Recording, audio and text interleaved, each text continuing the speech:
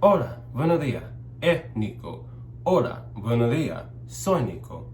Hola, buenos días, me llamo Nico. Mucho gusto.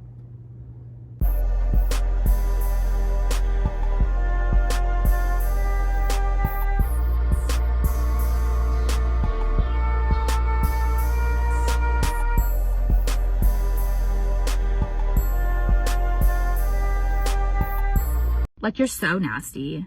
You're so nasty and jealous. Like, you're so jealous of me. You really are so jealous of me. It's so sick. Like, someone get a hold of yourself. Like, you'll never be me. You'll never be me. You're stupid. So I did not post on Friday, but it's not why you think it's because. It's because I caught a head cold 2 days before my LA trip. So I spent those 2 days taking medicine, drinking warm tea and honey and lemon so that I was actually prepared. And even by the time I arrived, I was over the cold, but my sinuses were still messed up. So the entire trip, I could barely hear, I could barely speak. I got really bad cotton mouth because of their oregano. Their oregano, galaxies ahead of Houston oregano.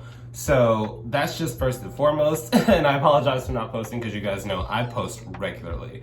But with the podcast being in production, I'm actually editing it right now. I'll be able to post more frequently, you know? Instead of like 2 times a week, maybe 3. Do not expect it. But I will have like multiple productions coming out because this trip to LA, though it was to see the quote unquote harem, that's what I used to call them, but after seeing their dynamics, it's a little different. But after seeing their work grind, the pace of LA and how so many people are so goal oriented, I actually want to like start putting out more content. So I'm going to be making more, I can't say too much. Nico, NDAs. NDAs. I will be making more content on more social media platforms, and it will be a little riskier. I feel like at this point in my career, I've gotten to the point where I can sit down and hold intellectual conversations with you guys. I can sit down and we can kiki about actual issues within our community. And I want to grow sexually as well. Nico, what do you mean? I really do feel like because of my identity as an Instagram model, when I come here and I talk about these social issues and I talk about these politics and ideologies, I have to word myself and keep a very clean and sanitized image. But that also means I have to basically hide my body and be ashamed of my physical appearance, else I will be told that I'm using desirability politics to further my productions. So I'm going to make something happen. I'm not going to go into too much detail until it's really out there, but it's really driven me after this trip to just dive full force into this. And I really made it, especially because retail is taking a hit and 9-to-5s, I hate it so much. And y'all know I be having 3 jobs. I hate killing myself to keep myself above water. And I have such an amazing group of people that want to listen and enjoy and engage in conversation that I should really just devote my time and energy to you guys. So if you like this kind of content and you want this kind of content to keep getting pumped out, especially because now that the podcast is in the works, I'll have actual other parties joining in. We could have actual dialogue and bounce off of each other. If you want this kind of environment and you want to see it grow so you can continue to enjoy the content that you enjoy, follow me on Patreon at patreon.com/Nicosaesthetics. But that's done with the entire spiel. We can actually get to the LA aspect. And I basically, for a week, got to live the life and see behind the scenes of the man himself, Raheem Shabazz. And you know, I've always been the person to come on here and tell y'all I really enjoyed his productions. I really enjoyed the camera quality, the angles, the intimacy, the real aspect of it. It's basically studio production with the feel of the amateur pleasure. And it's real. I got to see it, for example, you know how they just released a pool scene where it's basically a super happy adult fun time party at the pool with him, Sean Xavier, Keita, Elijah, I'm sorry if I forgot anybody, Eli. First of all, I'm sorry if you hear the banda in the background. There's construction going on and, you know, bitches be playing music. But also, I forgot a few names like Roxas Calum, amazing soul. That's actually from Kingdom Hearts. He's the most adorable person I've ever met. Like, he's a really sweet soul. and he's just very genuine. There's also Beau Butler, who was also very nice and sweet and very accepting and welcoming. And then there was also, I have him on Instagram, so I know his Instagram name, Kita. He goes by Shadow numbers at the end on Twitter. But I also met him, and we had already followed each other, and it was so interesting because I'm going to explain what I had to do during the back scenes of that scene later on in this video. But it was so funny because he DM'd me afterwards. He was like, I knew you looked familiar. Oh my God, I didn't know that was you. And I was like, that went over my head. I didn't recognize you. But yeah, those are the other people in the scene. Amazing scene, amazing people. Go check it out. They're all so fucking sweet. I was there. I was actually behind the scenes. When they started filming, I actually had to hide because I'm like, okay, well, I don't have an OnlyFans, so I can't sign off a waiver because OnlyFans demands that you actually sign, like, that you are a willing participant if any part of your body is in the video, so I had to hide.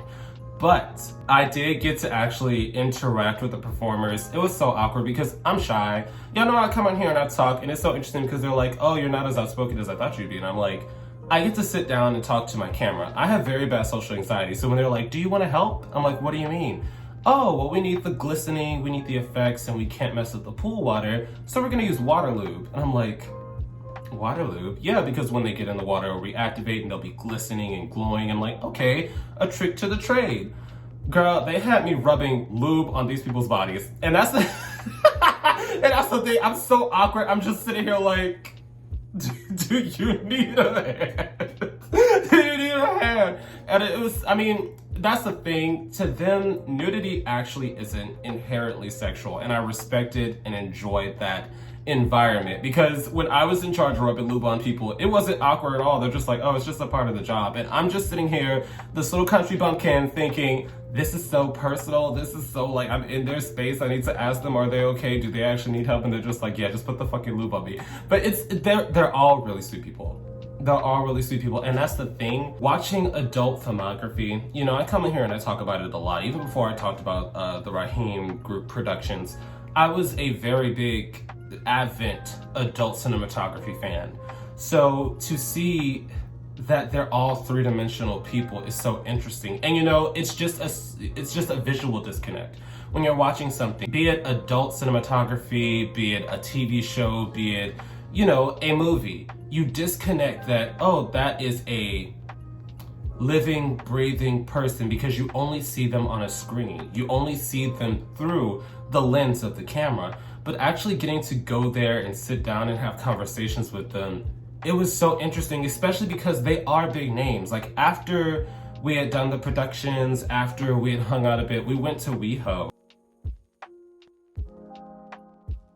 And, you know, I'm a stallion. I'm from Texas, you know, we get rowdy. We get to the club and I'm unbuttoning my jeans because I wore my like jeans because I'm thinking, okay, well, I don't know how they dress out here and I usually run around in gym clothes. So I wear my jeans and they real tight. So I'm like, okay, we finally at the club with the hood niggas. And I'm like, I want to shake some ass. So I unbutton my jeans and my ass and my boxes are out. I'm just like twerking because, you know, they playing. I'm not actually gonna sing the song, but if you caught that beat, you get it. So I was about to throw ass and I put my hands on the table and the girls at the table were like, oh, you can continue. And I'm like, what you mean? They're like, oh, we saw that you like Archie. You started to shake. I'm like, yeah, but my friends aren't dancing. So I'm like, girl, what's wrong? And they're like, look, I looked around the club. Everybody was staring at their group of people. Everybody was staring at their every move. Every time we went to a new spot, people were looking, people were pointing. And I'm sitting here like, you know how I always say performers in our community are uplifted to celebrity status? I saw it in real time. Like, that's really what it is. And I definitely understood I have to be reserved. I have to control, you know, my image and how people view me because there are always so many eyes on them. And my country ass is just like, oh, I was about to shake some ass. I thought we were all just about to wild out, but I definitely understood. You know, I'm not used to the spotlight. I'm not used to people looking at me because nobody really notices me. In my opinion, I think I'm pretty like mundane, but to have to acknowledge the way you move throughout society because people are actively watching you is so interesting. And low-key, I kind of understand why they have to do that. Just because just going out there and hanging out with them I got so many DMs saying, oh, you should connect me with them. You should, introduce me. I want to do scenes with them. I want to do that. And I'm just sitting here like, I have never had a singular conversation with you. Why would you think I'm about to play the middleman with hooking you up with my friends? Like, that's the thing. So that's why I'm like, I definitely understand why they have to watch their image. They have to just be private people, because people will do anything to get at them. Just from the stares and the messages I got alone. It's so interesting, and that's the thing. When I got to sit down and talk to them, Raheem is actually like the sweetest guy you will ever meet. Like, this man is generous, he's kind, he's sensitive. Like, he's actually very caring and very business oriented. Like, even though he was the perfect host, we went to go see the sights and see Hollywood Hills, he was still always working. Like, he always has this mind frame of which next venture will I go into. And I think that's an amazing mind frame to have as a performer, because a lot of performers don't view sex work as real work when there is so much money and untapped markets in the sexual industry, not even just performing. But the same with Elijah. Like, when I got to meet him, he is the sweetest soul, little country boy. I'm surprised you don't need more. No, because you're muscular. You're like Well, that's actually substantially sized dude. Well, that's what I was telling them. I was bulking for like 4 years straight. So I just started cutting like this year. Did someone say to cut? Exactly. Did anyone say wait? Like, because that's the thing, is like I just didn't like the feeling of deflating. I'm like, I just want to be big. So that's why I never really stopped. You say you were 175 in high school? Yeah. What did that look like for you? That's the thing. Because for me, that would be, I'll be big. Well, I'm tall, but my family, we usually gain weight in like our midsection. Mm-hmm. So I would be like skinny everywhere and then boom. Mm-hmm. Skinny fat. Yeah, basically. So it got to the point where I was like, okay, well, I need to like evenly proportion it. So that's when I started working out after a few other methods. Okay. He is just adorable, and that's the thing. They don't get to really express themselves on camera because, like, I noticed since I'm in the public eye, the more you tell about yourself, the more opinions you have, it gives people more room to dislike and or antagonize you about something you've done. So that's why I definitely understand why certain performers are like, I'm not gonna talk too much, I'm not gonna say too much, I'm just gonna do my job and go home. And that's the thing. When I was there, they were just ordinary people. We were sitting there playing the Switch. We was talking about video games. We was talking about Tony Braxton. We was talking about, like, they're just really cool, down-to-earth people. We also did the escape room, but I could not record that because they have a no recording policy, so you don't ruin the experience for other people. But, like, we just kicked it, and that's the thing. I solved a lot of the riddles in the escape room. No matter what Elijah will say, I solved a lot of them. But he also did a lot of work. Roxas did a lot of work, and Sean, he's a big brain person. Like, this man was solving every riddle, doing his best to go step by step. Like, they're all such interesting and fun people. And I'm so excited for the future endeavors that we're gonna have. Nico, what do you mean? I have a lot of shit coming down the pipeline. Just stay tuned, because a lot more information is gonna be coming out, hopefully sooner than later, and hopefully you guys enjoy the content, because to see these people in a different light, it truly changes the way that you look at their scenes and at their performances. Like, as of now, I honestly probably cannot watch any more Rhyheim productions just because those are my girls. I'm like, after just like a week with them, I'm like, those are my homies. I don't know if I can watch this anymore. Like, those are my girls. But yeah, it's actually pretty interesting. And I really wish that other people could see them in the light that I got to see them in this weekend. But I hope you enjoyed this little dialogue. If you want the actual juicy shit, that's gonna be on Patreon. Nico, yes, I'm going to put a paywall on my. What you want me to say? What you want me to say? I'm not stupid now, but yeah, I'll definitely see you guys there if you want to know what happened on that landscape, because I was in LA, a lot of beautiful men, and that's the only way y'all gonna find out about it, because I'm not a stupid bitch. But yeah, I hope you enjoyed the content to come and the expansion of the quote-unquote brand, because I gotta start viewing it as a brand. I just come on here and I'm like, I'm just kicking in with my girls, but I gotta start thinking mogul. I gotta start thinking, what can we do next? Because everybody's always like, oh, when you get to the next follower milestone, what are you gonna do? I finally have a goal, and bitch, I'm gonna chase after it. But yeah, I hope you enjoyed this.